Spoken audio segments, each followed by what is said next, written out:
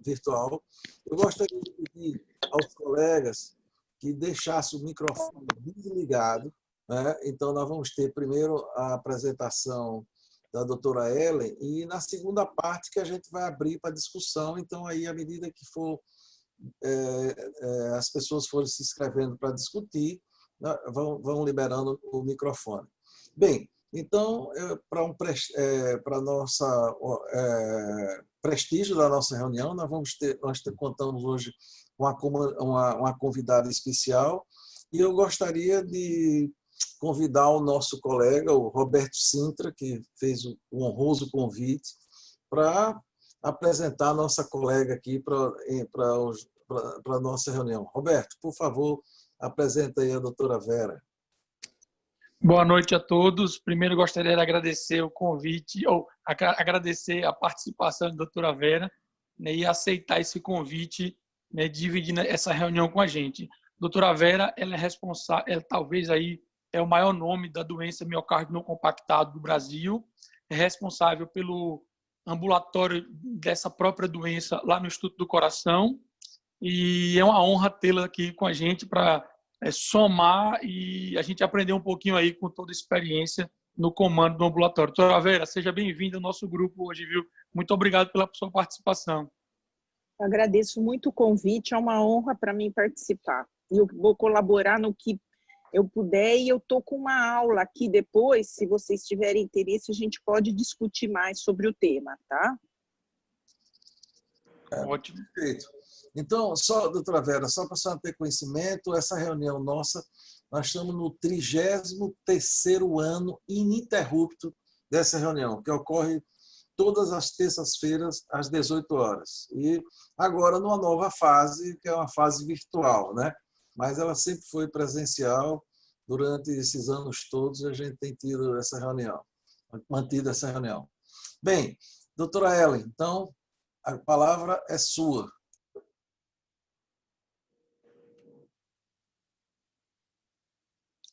Boa noite. Estão me ouvindo? Eu perdi o áudio aqui, doutor Souza. Mas tá bem, tá ouvindo você bem. Ótimo. Boa noite, meu nome é Ellen Dutra, médica residente de cardiologia do Hospital São Lucas. E hoje alguns já conhecem o caso que vai ser relatado, um paciente que teve interno há pouco tempo no nosso serviço. O paciente deu entrada no dia 11 de maio, por volta das 6h30 da manhã, um homem de 32 anos, 57 quilos, com um quadro de tosse seca aproximadamente 13 dias, apresentando piora nos últimos 2 dias. Negou febre ou outras queixas, já havia sido atendido previamente no serviço de urgência há 3 dias com o mesmo quadro, e aí na vigência da pandemia do Covid foi coletado um RT-PCR e o paciente foi liberado em uso de Alegra e Notur, sem melhora, o que o levou a retornar. Na vigência do último atendimento, esse do dia 11, foi coletado um teste rápido para Covid, e aí o resultado foi negativo. Inicialmente, o que tinha de alterado no exame físico do paciente era apenas uma frequência cardíaca de 114, o restante do exame não chamava atenção. Ele relata uma alergia a propofol, fazia uso regular de quetiapina, 150 mg ao dia, e tem história prévia de sarcoma de Ewing aos 11 anos, já foi tratado. Uma história de internação por encefalite em março do ano passado, ainda em investigação, não tem uma causa definida, faz acompanhamento regular com neurologista, e aí apresentava já uma ataxia e uma lentificação, provavelmente uma sequela dessa encefalite prévia. Na vigência do atendimento, foi solicitado, então, raio-x de tórax e o hemograma, e aí, inicialmente, o hemograma apresentava apenas uma leucocitose discreta, sem desvio, e o raio-x de tórax, a imagem não está tão nítida assim, mas dá para a gente notar que tem um infiltrado intersticial difuso e um aumento discreto da área cardíaca, que chama atenção. Então, na vigência, voltar aqui os exames. Então, na vigência da pandemia de Covid, o paciente tem algumas alterações do raio-x e já tem esse quadro de tosse, foi pedido uma tomografia de tórax sem contraste. E aí, na tomo, o que a gente vê é que o paciente tinha um derrame pleural, bilateral, mais evidente aqui à direita, né? Derrame pericárdico, opacidades parenquimatosas esparsas, né? Evidente no lobo superior direito do pulmão direito. Espessamento das paredes brônquicas e pequena hérnia de ato esofágico. Os padrões tomográficos não eram compatíveis com pneumonia por Covid. E caiu.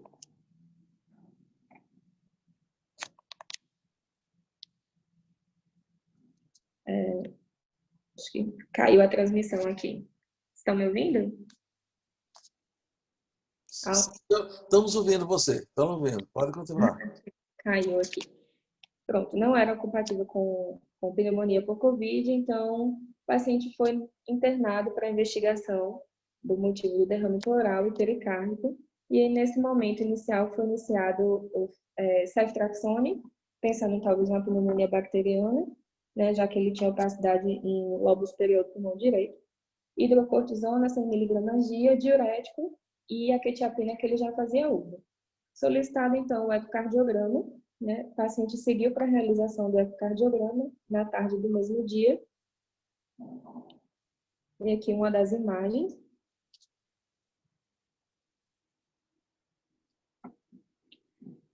O que a gente tinha no eco que chamava atenção? Um paciente de 32 anos, lembrando, com quadro de tosse, a história dele. Ele tinha um aumento de átrio esquerdo com aumento de câmaras direitas, um aumento do diâmetro diastólico do ventrículo esquerdo, septo e parede com hipocinesia e uma fração de ejeção de 23%. O que chama atenção aqui, quando a gente volta, inclusive, na imagem, é que o paciente tinha uma presença de imagem arredondada, pediculada e hiperecogênica, de contornos bem definidos. Caindo de novo aqui.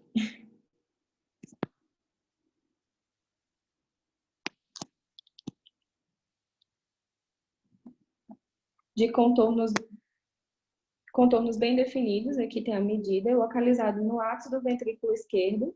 Então, foi interrogado um tumor secundário, paciente que já tinha história prévia de neoplasia, um sarcoma, ou trombo. Ainda tinha mais duas imagens arredondadas sequenciais com as mesmas características da imagem do ventrículo esquerdo, localizadas na região apical da parede livre do ventrículo direito. O paciente tinha uma PSAP estimada de 46, e aí, na vigência dessas alterações ecocardiográficas, a colega que realizou o exame entrou em contato com a médica assistente para falar acerca dos achados, e nesse momento foi então optado por internar esse paciente em UTI, sendo encaminhado à unidade cardiovascular do serviço. Bom, nos exames complementares do mesmo dia da admissão da UTI cardio, por volta das 9 da noite, o paciente tinha de alteração uma elevação de transaminases do PCR, que era semelhante ao prévio anterior, 2,6, e um lactato de 2. No eletro inicial, que a gente pode notar aí, o paciente está com ritmo sinusal, uma frequência cardíaca estimada em 105 batimentos por minuto. O eletro tem uma baixa voltagem, forma difusa, e uma progressão lenta da onda R de V1 a V4, né, com sinais ainda de hipertrofia de ventrículo esquerdo.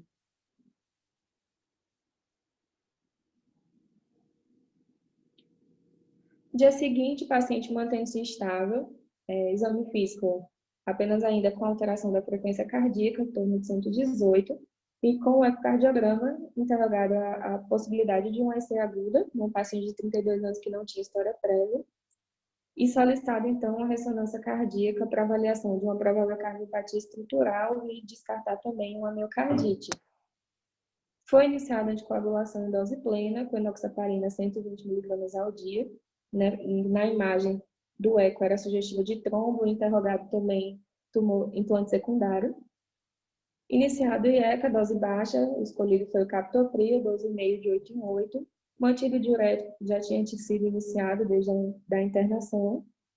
Sem beta-bloqueador até o momento, e foi optado por suspensão do corticoide e do antibiótico, devido ao quadro de tosse provavelmente ser secundário à congestão, e não necessariamente infeccioso. Nos dias seguintes, o paciente mantendo-se estável, mantinha esse ataque cardíaco sinusal, variando aí entre 110 a 130, sem novas queixas, apresentando uma melhora da parte respiratória. E o que a gente tem de alteradas transaminases ainda elevadas, tem uma troponina discretamente tocada, a referência de serviço é 0,12, não chama tanta atenção, e um proBNP elevado. A função tireoidiana do paciente era normal, e aí estava aguardando ainda a realização da ressonância cardíaca, e foi iniciado o aldactona, nesse momento, 25 mg dia, e o bisoprolol, 2,5 mg ao dia. O paciente realizou ultrassom de abdômen superior, já que tinha essa alteração de transaminases. E aí só o que foi achado foi uma hepatomegalia grau 1, uma esteatose discreta, provavelmente secundária realmente à congestão. E então realizou a ressonância de coração no dia 15. Eu vou passar as imagens um pouco mais lento, para que vocês consigam ver.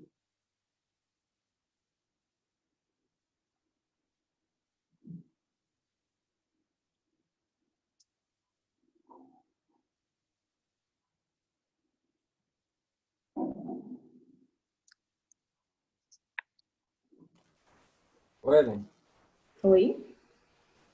você puder deixar eu falar rapidinho para eu explicar essas setas aí, que eu estou meio... Pode. Então, assim, nas primeiras imagens você viu se você bem breve, para a gente dar tempo para discutir, mas se você ver as primeiras sequências, você consegue ver bem claramente que tem uma disfunção importante, né, o que chama mais atenção. Na ponta você vê umas trabéculas, se você for para a imagem anterior, você vê alguma coisa se movendo, mas você não consegue definir bem. Essa aqui. Né? Então, assim, tem as trabéculas, no meio das trabéculas parece que tem alguma coisa mais densa. Né? E aí, quando você vai para a próxima imagem, que é a sequência com a pós-gadoline, né? Você deixa bem claro que tem realmente se você passar para a próxima, dá para ver melhor. Ele tem as setinhas. Aí a medida, né, do não compactado, né, do miocárdio não compactado sobre o compactado, mostrando a relação na diástole maior que 2,6, na sístole maior que 2, e uma massa total maior que 20%. Depois a gente pode falar sobre os critérios, a doutora Vera Thaís sabe mais do que eu, mas assim, os critérios existem os 3 critérios, mas a gente sabe que tudo isso tem que ser associado à clínica. E aí, na imagem do realce tardio, a gente vê bem claro, né, que dá para diferenciar muito bem do miocárdio, dessas áreas mais hipodensas, que realmente o aspecto bem característico de trombo mesmo, que a imagem na fase phase sensitive, que mostra uma ausência de sinal total, e quando você vai para a magnitude, você vê um discreto realce interno. Esse é hepatognomônico de trombo, né, porque ele foi para investigar basicamente diferenciar de implante secundário, né, porque ele tem uma história de neoplasia prévia.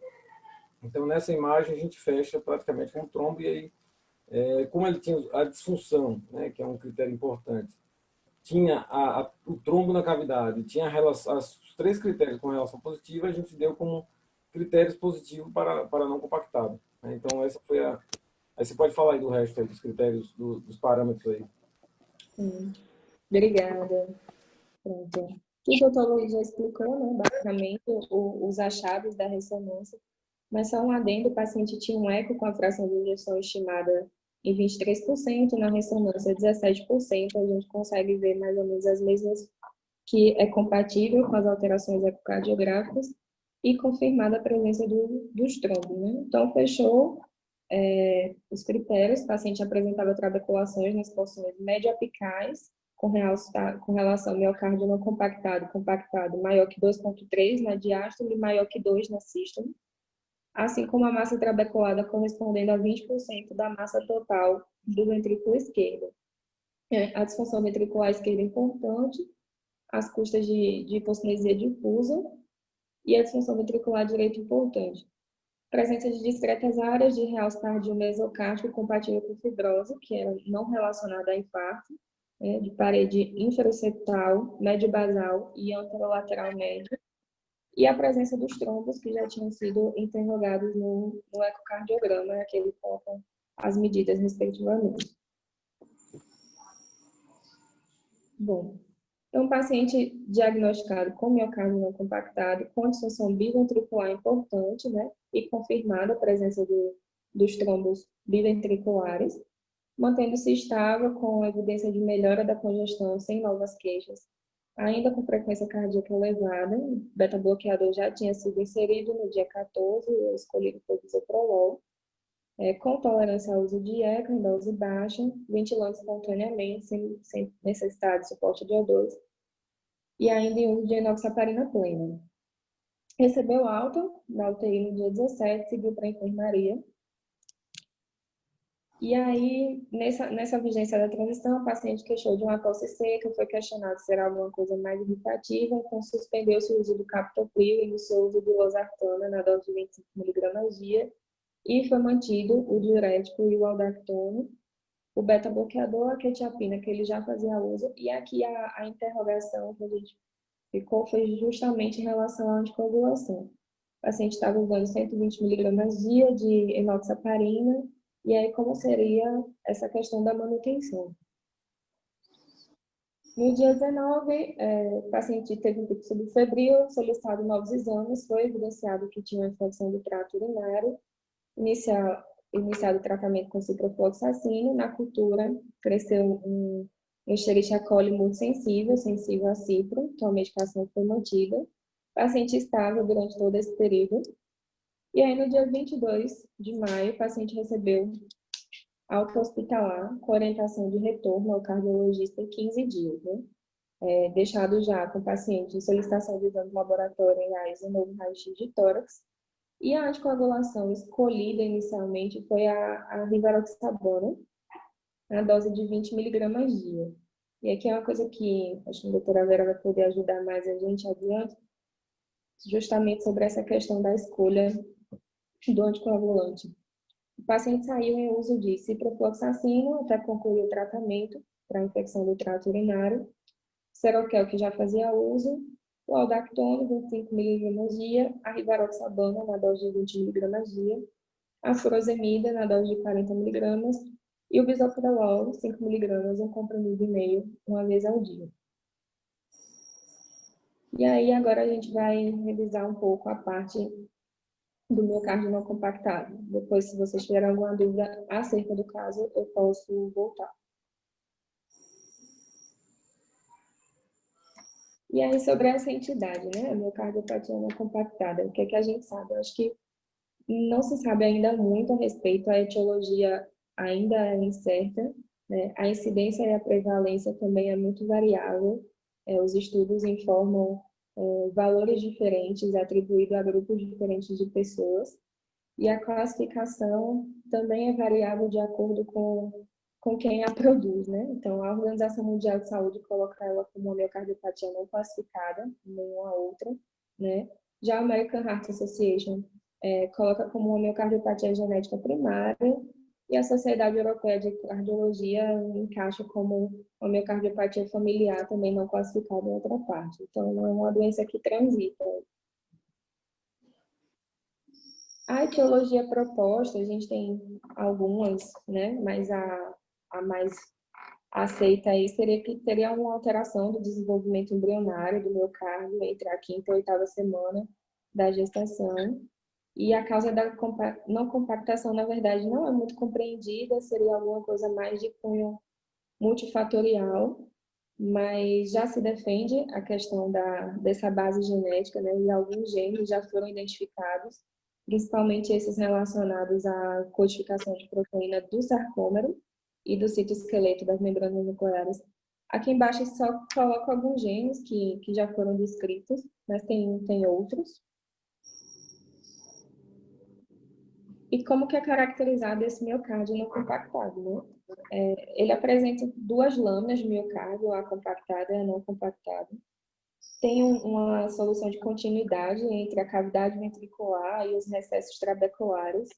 E aí esses espaços são preenchidos de sangue e não possuem comunicação com o sistema coronário epicárdio. Daí talvez o fator protrombótico, né? Que você tem esses espaços que podem ser preenchidos, ficarem lá em estase e trombosar, né? Também tem a diminuição da reserva do fluxo coronário, que já é avaliado em alguns estudos por meio do PET, né? E observado na maioria dos segmentos que apresentam essas alterações. Então, embora acometa geralmente só o ventrículo esquerdo, a gente pode encontrar comprometimento biventricular ou comprometimento isolado do ventrículo direito, né? Os primeiros casos relatados de miocárdio não compactado foram associados à doença cardíaca congênita e geralmente com obstrução das vias de saída do VE e do VD. E a gente vê que, acho que o primeiro estudo que coloca a forma isolada do miocárdio não compactado foi descrito só em 1990 por Shin. E aí, quais as manifestações clínicas que a gente pode ter? Bem, a gente pode ter várias e em qualquer idade. Não existe bem uma manifestação, um padrão da doença. Ela pode se manifestar de qualquer forma.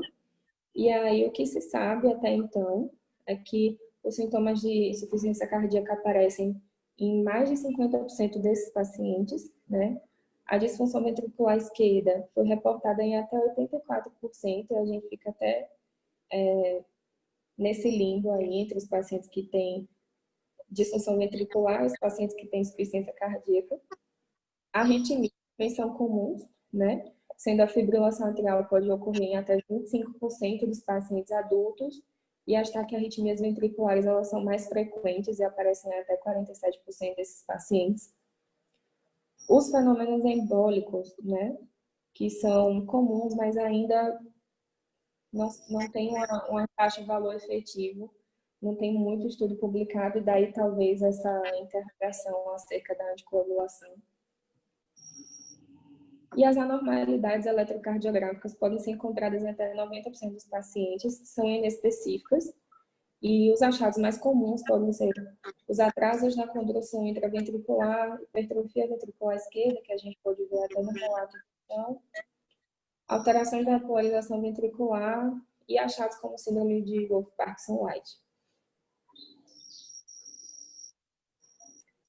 E aí, como fazer o diagnóstico?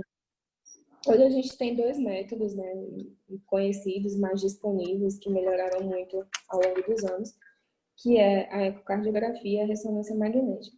O ecocardiograma, a gente sabe que ele é mais disponível, ele é menos custoso, mas ele também tem a desvantagem de ser operador dependente e dependendo da qualidade técnica de exame, muitas vezes a gente não vai conseguir visualizar a região apical de uma maneira melhor, e aí pode levar a subestimar o grau de compactação do VE.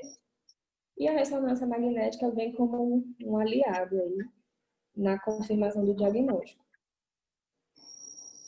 Critérios ecocardiográficos a gente tem vários, né? Alguns são mais utilizados. A gente tem 3 critérios aí que são critérios que foram deduzidos de estudos observacionais, que são os critérios de Shin, o próximo aqui, o critério de Jane e o de Stolberger. Não vou me atentar tanto a esses critérios, mas só falando desse que é o mais utilizado, talvez, do método ecocardiográfico, que é o de Jane, que ele usa uma relação de miocárdio não compactado e miocárdio compactado e 2, e essa medida ela é feita no final da sístole, num corte paraesternal transversal. Os outros critérios são inclusive semelhantes, cada um ou usa a fase final da sístole ou da diástole, mas sempre fazendo uma relação entre miocárdio compactado e não compactado.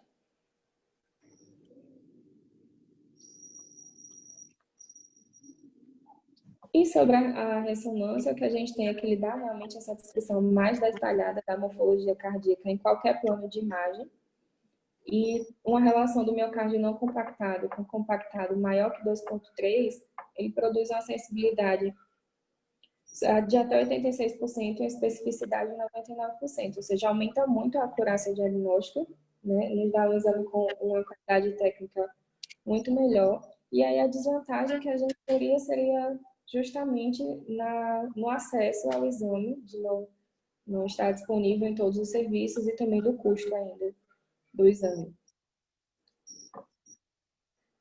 Aí, dentro dessa questão, a gente ainda tem algumas limitações, né, dos critérios diagnósticos, porque ele tem doenças que mimetizam o miocárdio não compactado, algumas até bem comuns no dia a dia da gente, como a cardiomiopatia hipertrófica e o coração do atleta, mas existem várias outras. E aí eu coloco aqui uma tabela, só para a gente ter uma visão mais ampla do que pode simular também um miocárdio não compactado.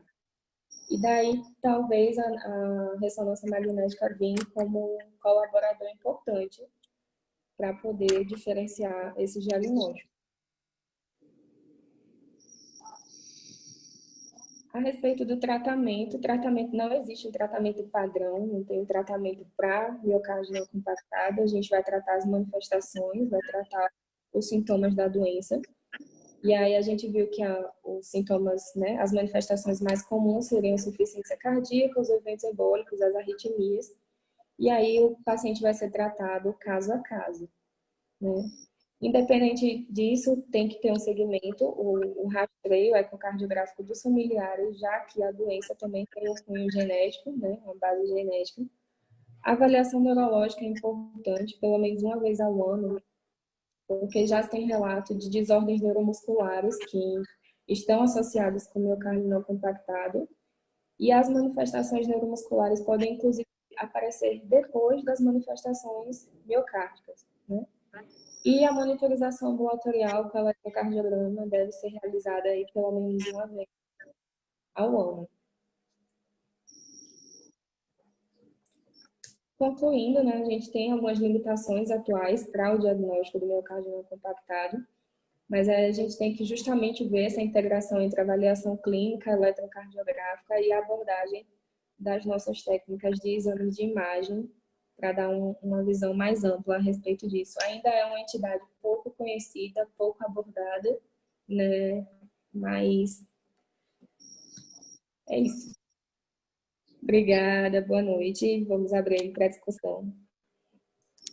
Bem, então, inicialmente, parabenizar a Ellen pela apresentação do caso muito interessante. Eu só queria discordar com dela, quando ela falou que o eco é um exame operador dependente. Segundo o pai de Zé Augusto Filho, nosso professor, né, Laura? O professor Zé Augusto Isso. Filho, ele dizia que até exame físico é operador dependente. Então, essa ressalva que eu queria fazer. Então, eu acho que a gente poderia, né, Roberto, ouvir a nossa convidada, né, ver Vera, o que é que ela achou do caso, o que ela poderia acrescentar, essas dúvidas que se tem, ver como é que no seu serviço esse papel, essa integração entre eco, ressonância e conduta, anticoagulação, não anticoagulação, qual o melhor tipo de anticoagulante. Eu acho que a senhora poderia falar e depois a gente ouviria a opinião, né Roberto, dos nossos colegas aí a respeito do caso. Então, doutora Vera, por favor. Bom, eu gostaria de agradecer o convite, é uma honra participar com vocês. Eu tenho acompanhado esses pacientes desde o ano 2000, quando eu estava fazendo doutorado em endomiocardiofibose, que foi o meu primeiro caso, e eu fui fazer o eco de um paciente com endomiocardiofibose, isso em 2000. Eu falei, meu Deus, essa fibrose é diferente. Aí eu chamei um colega do eco, ele falou, não, Vera, olha, aí a ponta está cometida, é uma endomiocardiofibose.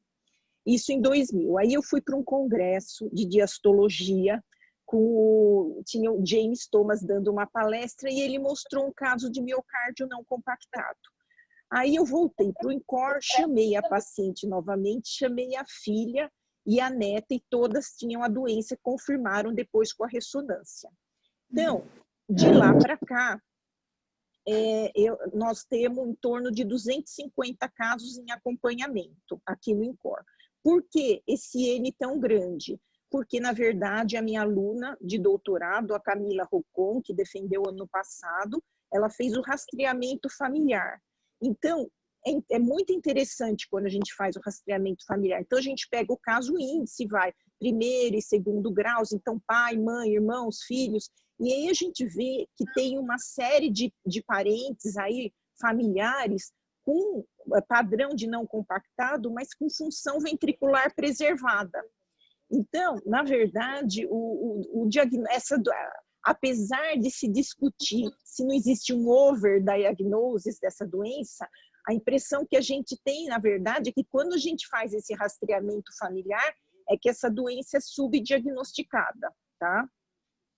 Então, e aí a gente começa a acompanhar esses familiares, é bem interessante. Esse meu primeiro caso era uma senhora idosa que já acompanhava há muito tempo com um diagnóstico de endomiocardiofibose no INCOR. Você vê a questão do diagnóstico diferencial. Naquela época não se conhecia praticamente a doença, porque a doença, né, como você falou, a apresentação foi excelente, ela foi descrita por Shin.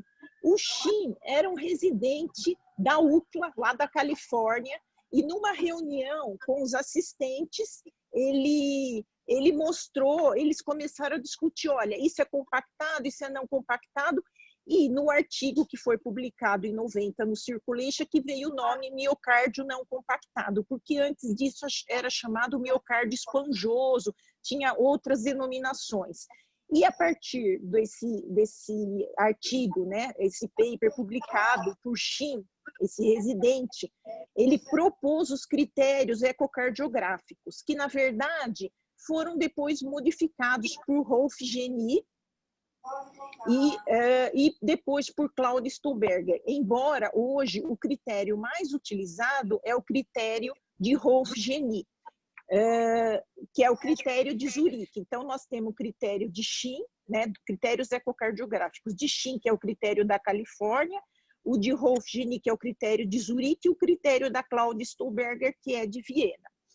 E aí, eu acho interessante eu mostrar como a gente começou a acompanhar esses pacientes. Meu segundo caso veio de um menino que estava numa escolinha de futebol e que chegaram para mim e falaram, dá uma olhada nesse eco, ele tem uma hipótese de cardiomiopatia hipertrófica.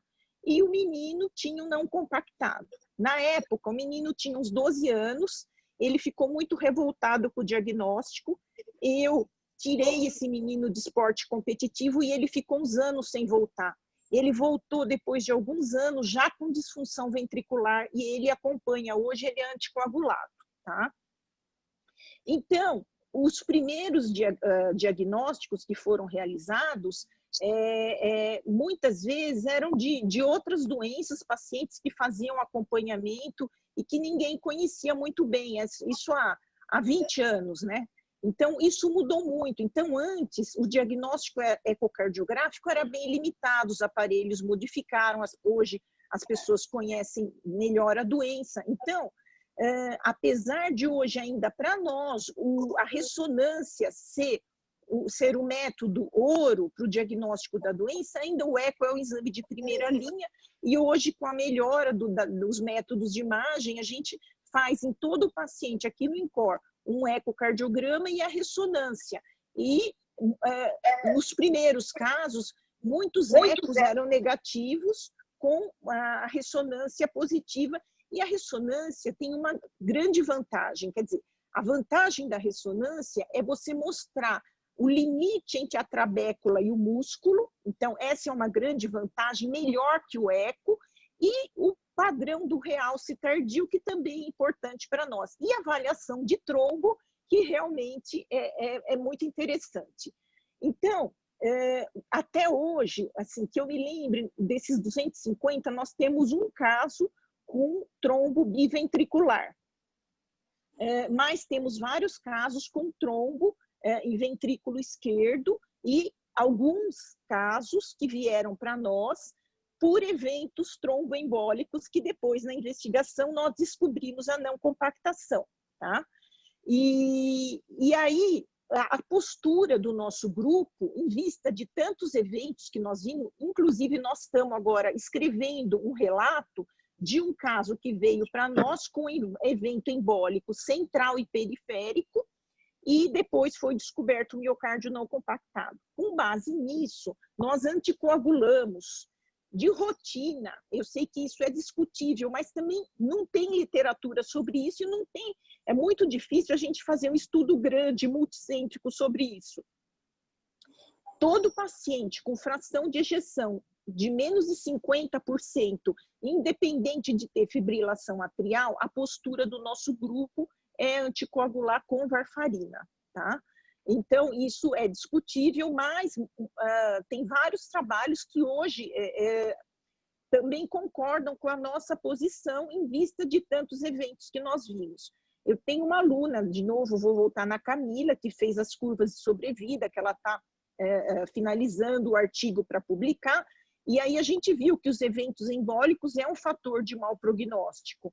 Então, na verdade, assim, a gente anticoagula, mas a gente tem convicção que a gente está fazendo um benefício para o paciente. No consultório ou no doente mais diferenciado, a gente usa a rivaroxabana, a gente usa os novos anticoagulantes. É que aqui no INCOR, nos pacientes do SUS, a gente usa normalmente de rotina varfarina, a gente tem uma estrutura para acompanhar o TP, etc., fazer um segmento desses pacientes. Em relação ao tratamento, como você colocou, nesses pacientes com disfunção ventricular, é o tratamento da insuficiência cardíaca, vasodilatador, beta-bloqueador, diurético. Nos casos com indicação, seguindo as recomendações, a ressincronização, CDI.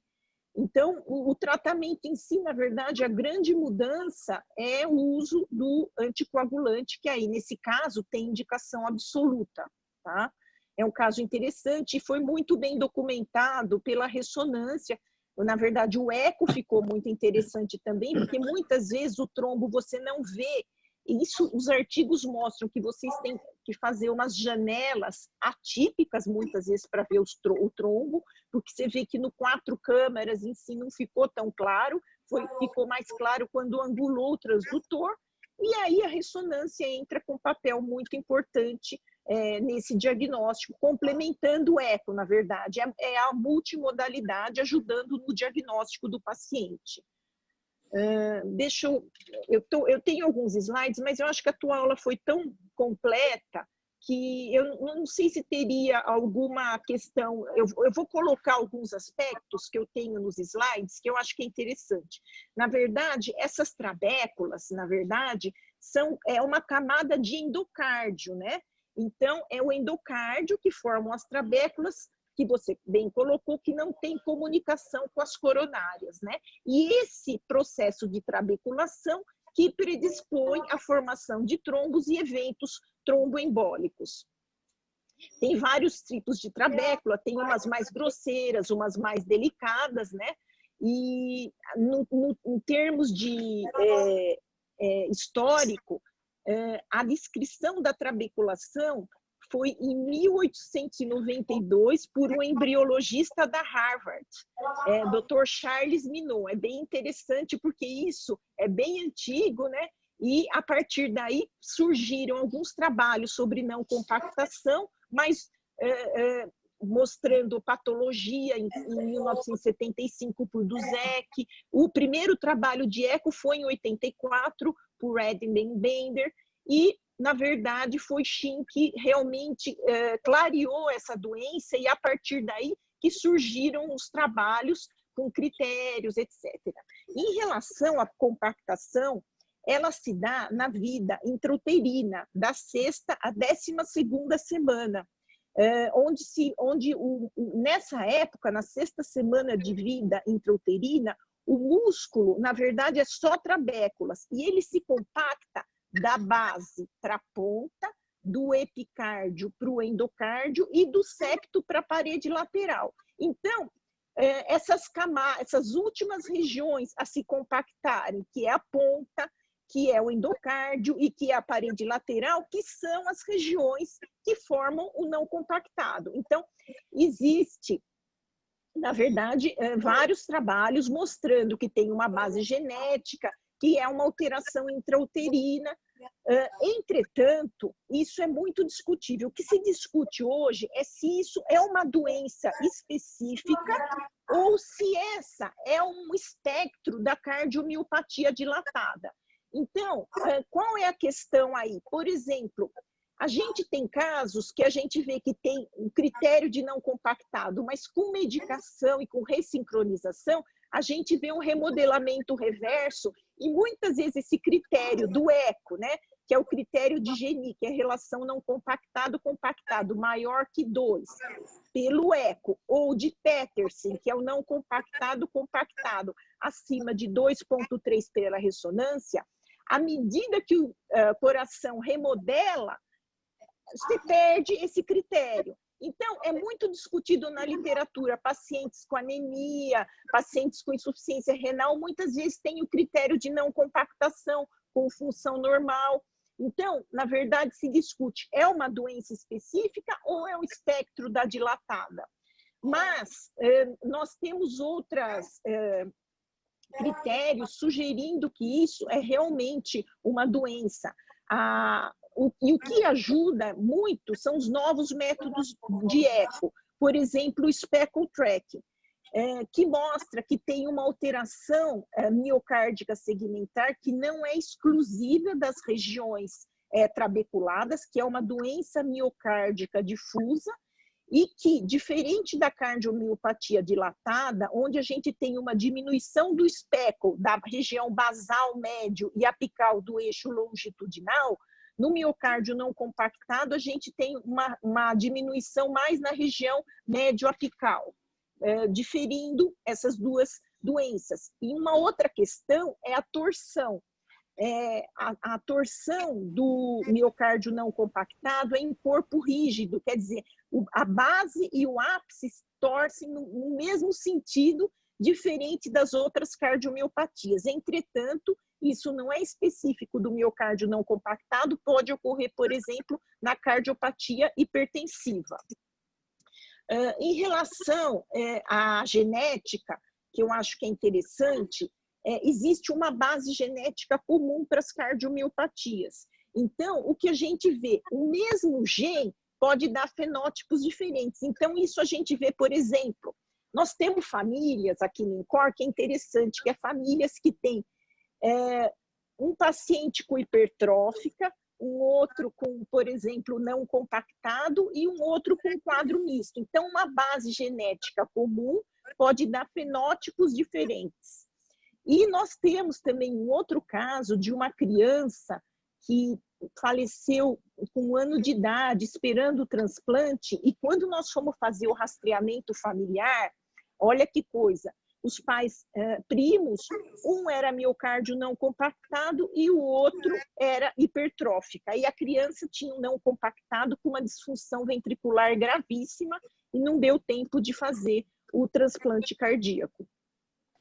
Doutora Vera, Oi. só uma dúvida. Até que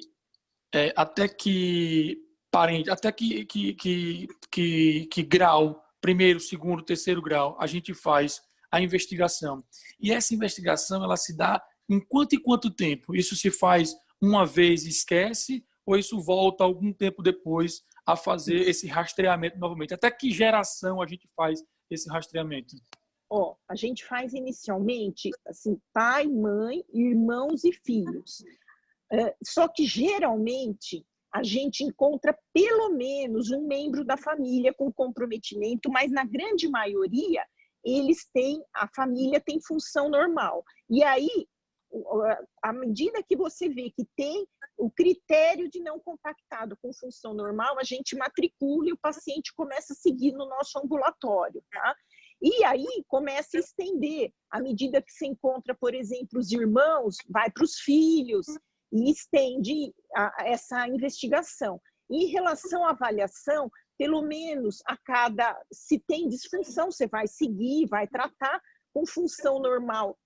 É discutível se você começaria a tratar, a literatura não tem uma explicação em relação a isso, se bem que tem alguns trabalhos sugerindo que o beta-bloqueador pudesse ser benéfico, e a gente acompanha. E os que não deram nada, a gente faz um segmento, mas aí um segmento longo, como na hipertrófica, a cada 4, 5 anos a gente faz um eco, que é o exame de primeira linha, não dá para a gente fazer a ressonância, porque né, o primeiro rastreamento é pelo eco, né? Tá? Então, tem esse caráter dinâmico. Nós temos casos, inclusive, uns 2, 3 casos que fizeram diagnóstico no eco fetal. Então, hoje, com o desenvolvimento dos métodos diagnósticos, como a gente recebe paciente do Brasil todo, né, a gente tem umas crianças que foram diagnosticadas pelo eco fetal, mas tem aquele caráter que é dinâmico. Não é que ele tem essas trabéculas e essa relação vai se manter, é um pouco dinâmico isso, tá? Em relação aos preditores de mortalidade, classe funcional, dilatação ventricular, aumento de pressão de enchimento das câmaras esquerdas, hospitalização por insuficiência cardíaca, são alguns critérios, né, fatores de mau prognóstico. Em relação ao eco, voltando em termos de métodos de imagem, o eco com contraste pode ajudar muito no diagnóstico, é um dos critérios para você fazer contraste com microbolhas, e o eco tridimensional também pode ajudar, tá?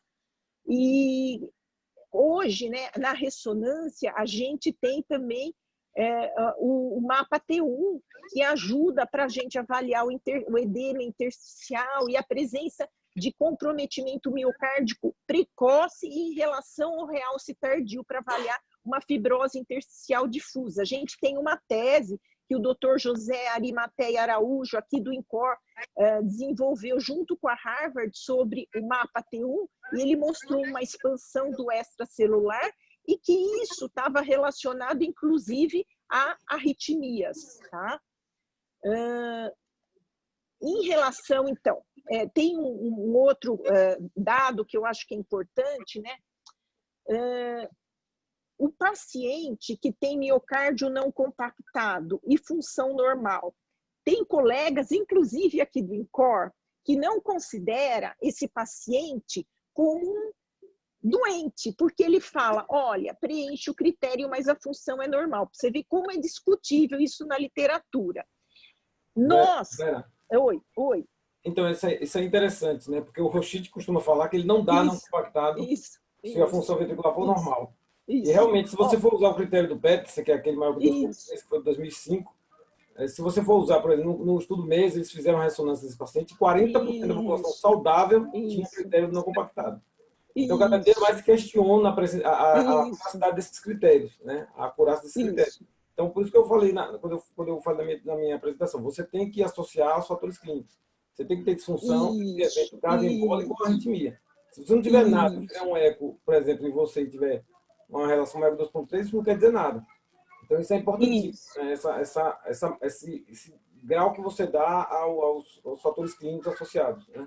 Isso. Então, na verdade, eu até converso, o Rochit é um dos ídolos que eu tenho, eu acho o Rochit genial, ele ajudou no meu doutorado, no realce tardio da endomiocardiofibose, o Rochit é brilhante.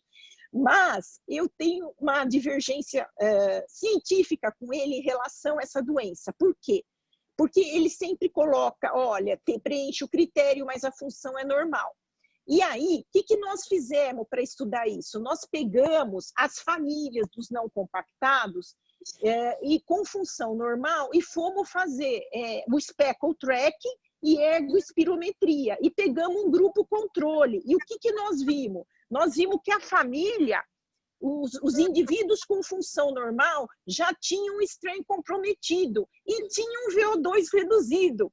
Então, eu acho essa discussão é complexa, entendeu? Só por ter uma função normal pela fração de ejeção, entendeu? Isso eu acho que tem que ser analisado de uma outra forma.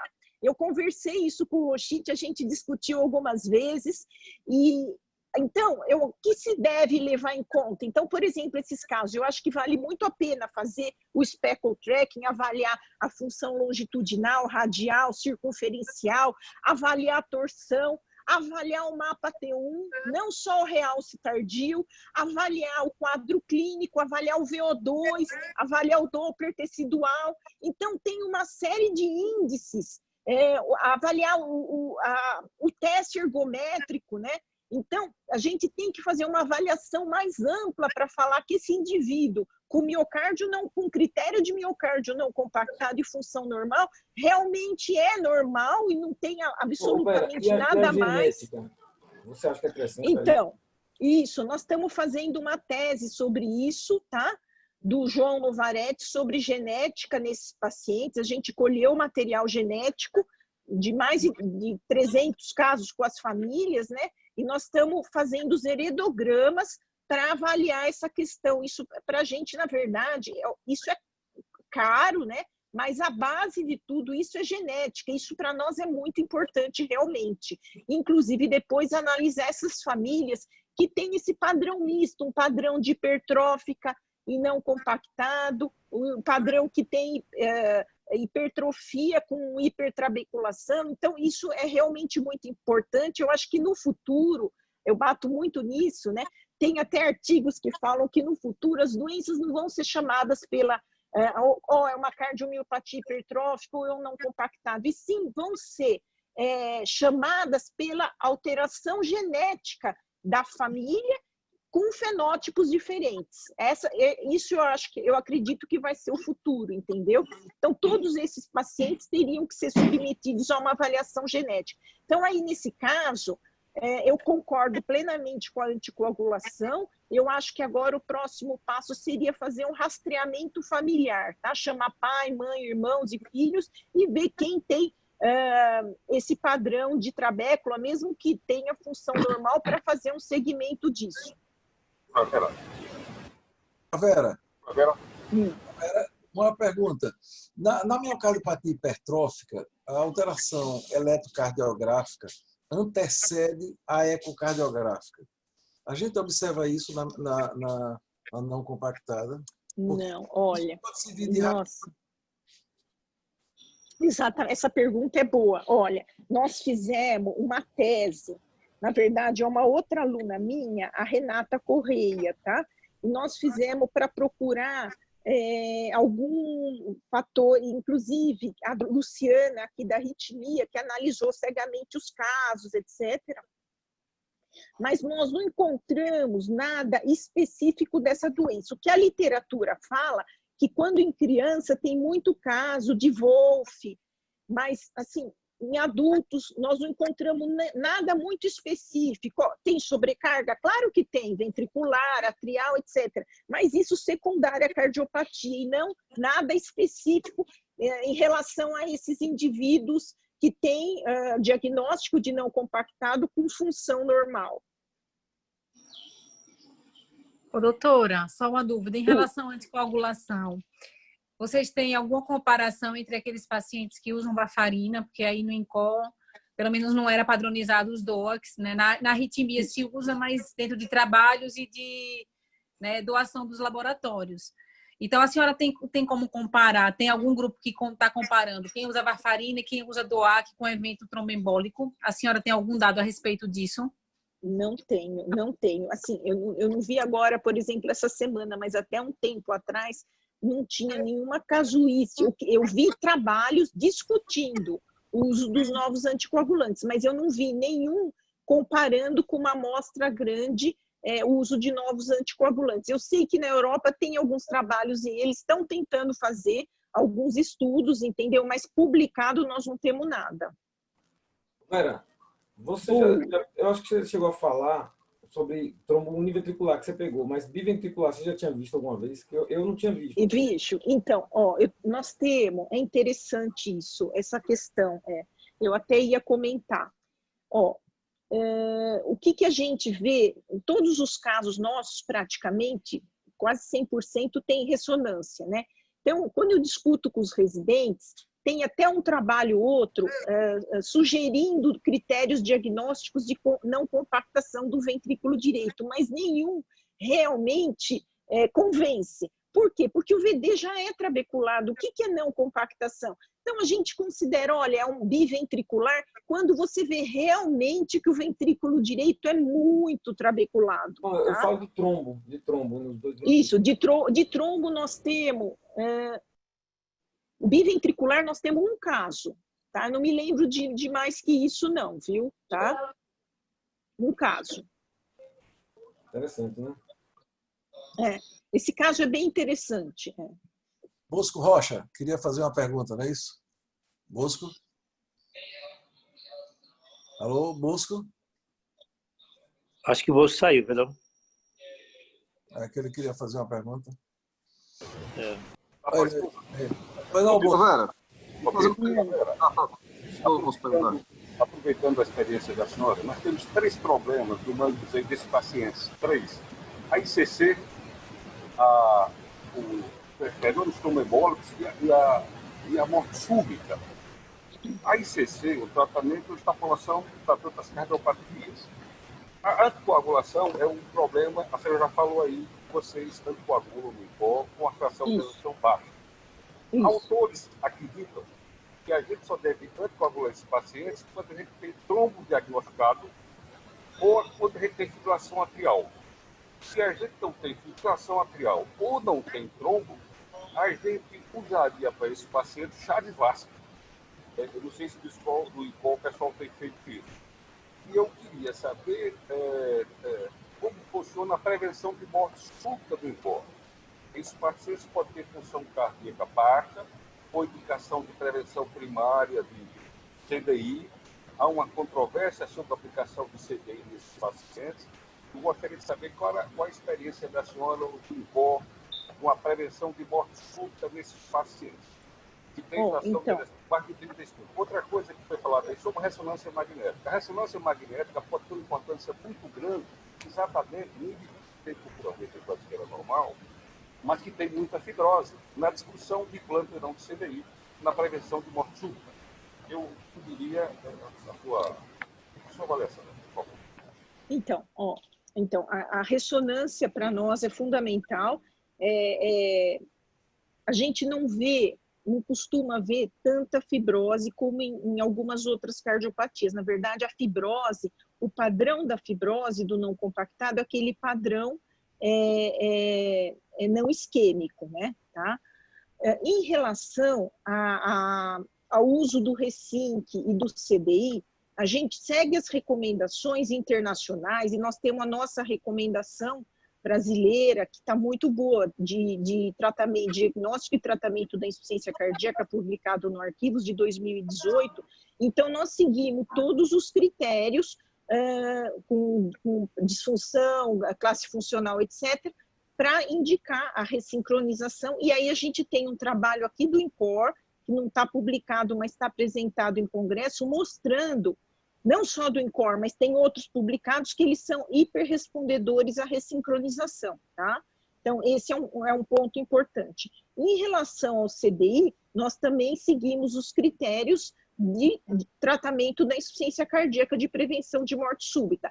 A única coisa, na verdade, que a gente faz diferente em relação a esses pacientes é essa questão da anticoagulação. Por quê? Porque se for levantar, a literatura mostra muita taxa, por exemplo, tem muitos relatos de caso, mesmo, veja bem, mesmo com função normal, tá? De eventos tromboembólicos, tá?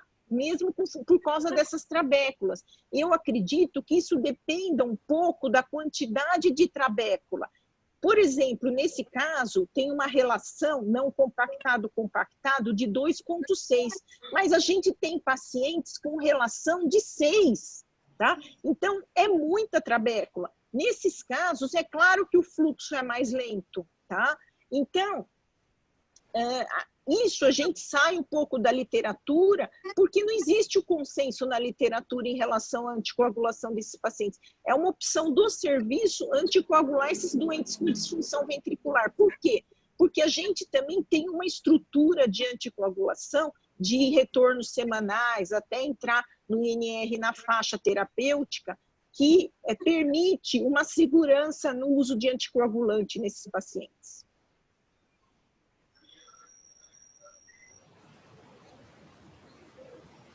Alguma pergunta mais para a doutora? Eu queria saber, se a doutora Vera, com esse volume expressivo que ela acompanha, qual o percentual que foi para transplante? Então, deixa eu me lembrar. Mas, assim, qual que é a questão? Nossa casuística é especial porque nós temos um N tão grande, porque veio de rastreamento. Então, nós temos uma taxa muito alta de indivíduos com não compactado e com função ventricular preservada, que nós, aqui na insuficiência cardíaca, a gente considera como miocárdio não compactado, porque nós documentamos isso nos exames complementares, no SPECO, etc. Então, a taxa de transplante é baixa, dá menos de 4%, 5%, é menos que isso. Tá? E a ressincronização? Então, hoje, acho que nós temos em torno de 30 casos que fizeram ressincronização. E estão bem, com fração de ejeção boa? Estão bem. A maioria respondeu muito bem. Tá? Eles são hiperrespondedores. Vera, doutora Vera. Só uma pergunta. Vera, tudo bom, Rodrigo? Vera, tudo jóia. Mais ou menos assim, qual a idade média dessa tua pool de casos clínicos? São pacientes com menos de 50 anos de idade? Menos. Acho que a média é em torno de 40 e poucos anos, a média. Tá? Doutora Vera, outra pergunta. A senhora falou que ressincronizador, eles respondem bem. E o tratamento clínico, qual a porcentagem de remodelamento reverso desses pacientes? Boa, não é? Boa pergunta. Nós estamos estudando isso. Essa pergunta é muito boa. Inclusive, nós estamos vendo, pelo eco e pela ressonância, nós estamos acompanhando para ver esse remodelamento. Na verdade, isso é uma tese. O que a gente, na verdade, eu vou te falar da minha experiência clínica, não vou te falar em números. Eles respondem muito bem à otimização de medicação. Agora, é complicado, assim, porque nós temos um ambulatório, eles têm meu celular, então eles têm um acesso ao serviço muito fácil. De alguma forma, a resposta à medicação é porque eu acho que, de alguma forma, a gente consegue otimizar a medicação. A gente tem um trabalho publicado agora mês passado, junto com a Marceli, que foi fellow aqui da IC, que mostrou que foi uma resposta excelente ao empréstimo. Tá? É um caso que nós usamos porque a gente não tem acesso à medicação de rotina aqui no INCOR. Tá? Doente do SUS, dá em 3 também não é tão barato, né? Então, é complicado isso. complicado. O número que a gente tem que usa de rotina é muito pouco, muito pouco. Verdade.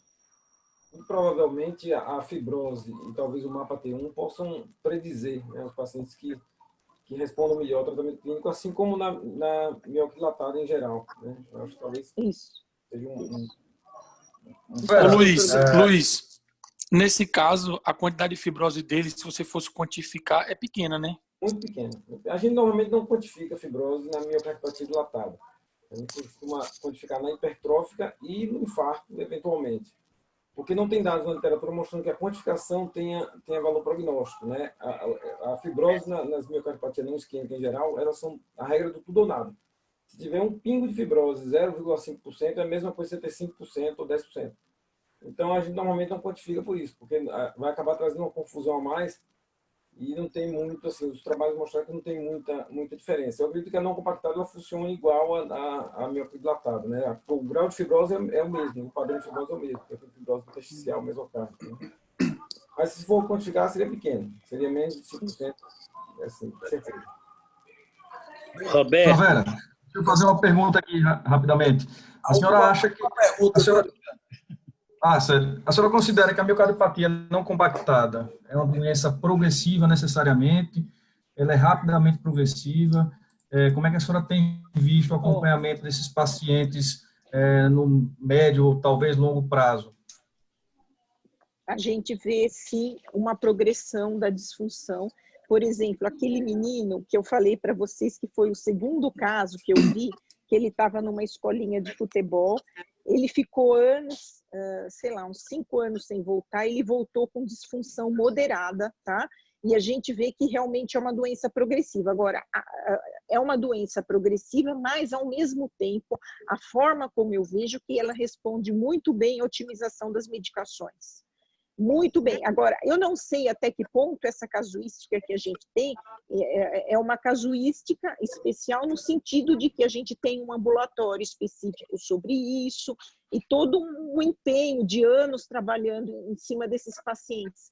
Então, talvez seja por a gente tentar sempre otimizar a dose-alvo das drogas para insuficiência cardíaca, pode ser que isso realmente influencie nos nossos resultados, né?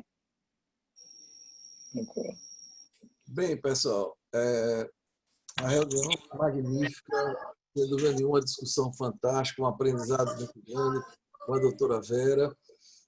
A gente espera que ela venha mais para a nossa reunião. E a nossa reunião, doutora Vera, tem uma característica peculiar. Ela começa e termina no horário. Então, nós já estamos extrapolando um pouco. Eu gostaria, mais uma vez, agradecer a Roberto Sintra a oportunidade de tê-la aqui na nossa reunião. E, só por curiosidade, a aula de diastologia que a senhora teve deve ter sido em Belo Horizonte, não foi? Não, a aula de diastologia que eu tive, na verdade, foi um curso que a Meio, junto com a Cleveland, fazia há uns 15 anos lá nos Estados Unidos. Mas isso faz já um tempinho. Um abração. Tá bom. Porque o James da Cleveland ele teve em Belo Horizonte aqui falar sobre diastologia alguns anos atrás. Então, pessoal, mais uma vez, obrigado pela presença de todos. Nós tivemos aqui, contamos com 2 participantes, então, o prestígio da presença da senhora aqui na nossa reunião. Eu agradeço. Agradeço muito o convite, viu? Muito obrigada. E estou à disposição, viu? Tá? Beleza, senão vamos abusar a senhora mais vezes. O que precisar, Tá? Obrigado. Muito doutora Vera, obrigado, viu? Obrigada. Desculpa ficar aqui enchendo aí. Não, imagina, estou à disposição, viu? Muito obrigada. Até mais. Até mais. Tchau. Tchau, obrigada.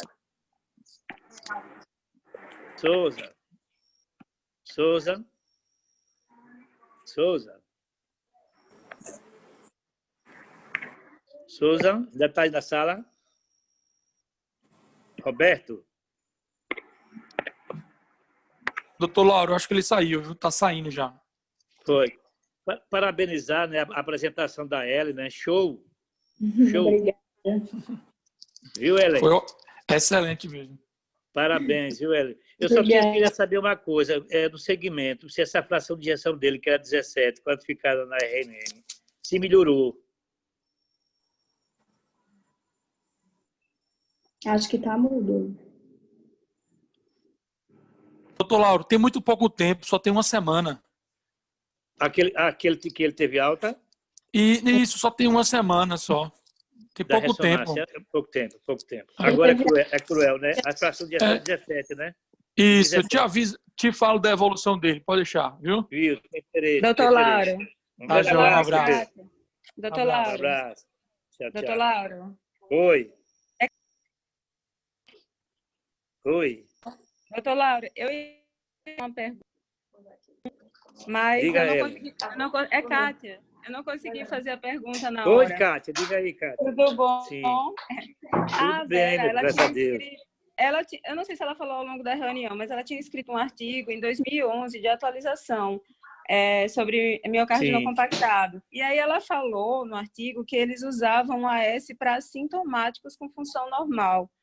E alguns autores recomendavam anticoagulação profilática a longo prazo e algumas diretrizes, incluindo a brasileira, só recomendavam anticoagulação se a fração de ejeção fosse menor que 40 ou se tivesse TEP e FA. Aí não sei se ela comentou isso. Eu acho que não, né? Não. Eles usam Varfarin. Não, o Varfarin eu vi. Trombo. Eu ia perguntar, mas na hora que o doutor Souza encerrou a reunião, eu fiquei sem graça de perguntar e deixei para lá. Ô, Kátia, eu lembro bem disso, em 2011, realmente, isso. Em 2011 tinha essa indicação, mas recentemente ela já tinha abortado o AS naqueles pacientes que tinham fração de ejeção preservada.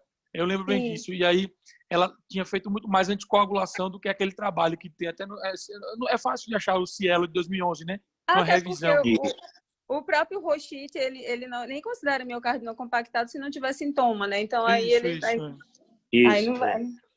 Joia. E com relação à fração de ejeção, ela falou se ela só entra menor que 40 ou não? Menor que 50, ela anticoagula. Já, né? Menor que 50, joia. Isso. Pronto. Por Obrigada, presença de gente. trombo, arritmia, né? Isso. Só se tiver Roberto, um TFA abraço, ou Cátia, independente. um abraço a vocês, uma boa noite. Independente, Kátia. Menor que 50, anticoagula. Isso. Joia. A ideia dela foi essa, independente de FA, independente de trombo, essa é a rotina do serviço, né? Mas ela disse que é totalmente divergente entre alguns serviços que dão anticoagula, entendeu? Que usam Cetvas, que tem alguma coisa aqui. Eu fiz isso com o meu paciente. Ele tinha fração menor que 50, mas não teve TEP nem FA. E eu anticoagulei com Varfarin. Mas ela não usa os novos anticoagulantes porque não é padronizado no INCO, porque isso, não tem só estudo. não usa. É porque a gente não tem disponibilidade no INCO com os DOACs, só o Varfarina. Né? Mas ambulatorialmente, ela falou na reunião e também já me falou pessoalmente que ambulatorialmente ela usa xarelto. Ótimo. Tá bom? Que bom saber. Obrigada, Roberto. Valeu, até mais, gente. Boa noite. Tchau. Boa noite, tchau.